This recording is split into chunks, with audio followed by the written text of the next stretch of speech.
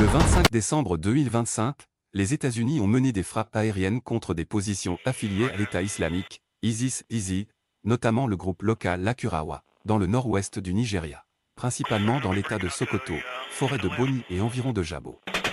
Ces frappes, impliquant des missiles Tomahawk ou guidés lancés depuis des navires ou drones, ont été annoncées par le président Donald Trump comme une réponse à des attaques contre des chrétiens. Cependant, le gouvernement nigérian a confirmé qu'il s'agissait d'une opération conjointe, basée sur des renseignements fournis par le Nigeria, et qu'elle visait des terroristes sans lien exclusif avec une religion spécifique. Les violences au Nigeria sont complexes, banditisme, conflits ethniques, djihadisme, touchant musulmans et chrétiens. Youssouf Metama Tugar, le ministre nigérian des Affaires étrangères, a laissé entendre que d'autres frappes contre les groupes djihadistes étaient à prévoir après celles menées le jour de Noël par l'armée américaine dans le nord du pays. Interrogé sur la possibilité de nouvelles frappes, le ministre nigérian des Affaires étrangères, Youssouf Metama, a répondu à la chaîne de télévision locale Channel TV. C'est un processus en cours, et nous travaillons avec les États-Unis. Nous collaborons également avec d'autres pays. C'est le Nigeria qui a fourni les renseignements, à Washington, a déclaré Youssouf, précisant qu'il était au téléphone avec le secrétaire d'État américain, Marco Rubio. Nous avons parlé 2 fois. Nous avons discuté pendant 19 minutes avant l'attaque, puis nous avons parlé à nouveau pendant 5 minutes avant qu'elle ne commence, a déclaré Youssouf. Le chef de la diplomatie nigériane a souligné avoir, longuement, discuté avec Marco Rubio, et que le président, Bola Tinubu, avait donné son feu vert aux frappes américaines. Les autorités nigérianes restent engagées dans une coopération de sécurité structurée avec des partenaires internationaux, dont les États-Unis, afin de lutter contre la menace persistante du terrorisme et de l'extrémisme violent, avait auparavant déclaré la diplomatie nigériane dans un communiqué.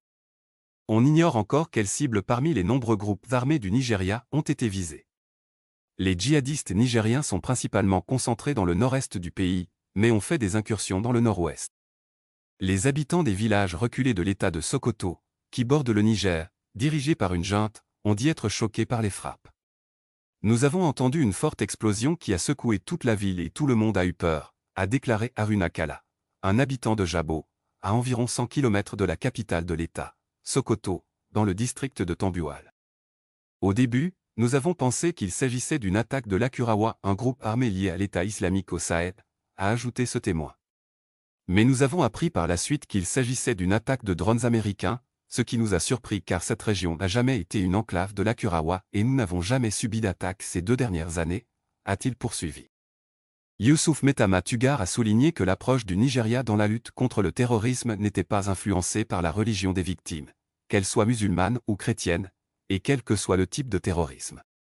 Le gouvernement nigérian et des analystes indépendants refusent de parler de persécution religieuse, un argument longtemps utilisé par la droite chrétienne aux États-Unis, en Europe et par des séparatistes nigérians qui conservent une influence à Washington. Mais certains y voient les choses autrement.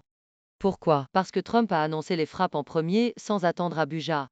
Il a présenté l'opération comme une réponse à la persécution des chrétiens, alors que le Nigeria insiste, c'était contre des djihadistes, sans dimension religieuse exclusive.